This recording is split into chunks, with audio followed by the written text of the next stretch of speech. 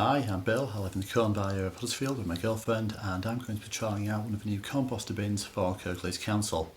So we're doing the compost trial because we're interested in reducing the amount of food waste which goes into our grey bin, as well as getting something for the garden in return. Whilst we don't usually have any leftovers, there's still the usual waste from cooking like vegetable peelings and so on.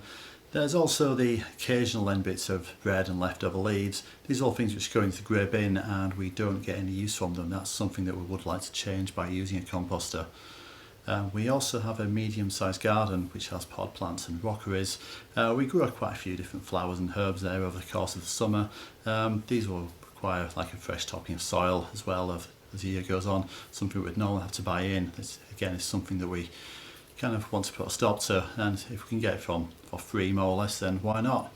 We do have a grassed area, but this isn't really large enough to justify getting a garden waste bin, so at the moment all grass clippings just simply sit in a mulch pile at the bottom of the garden. So for us, a composter which can serve as a receptacle for food waste and grass clippings and then turn them into something which is far more useful for us is exactly what we want. So thank you for watching and hopefully speak to you soon.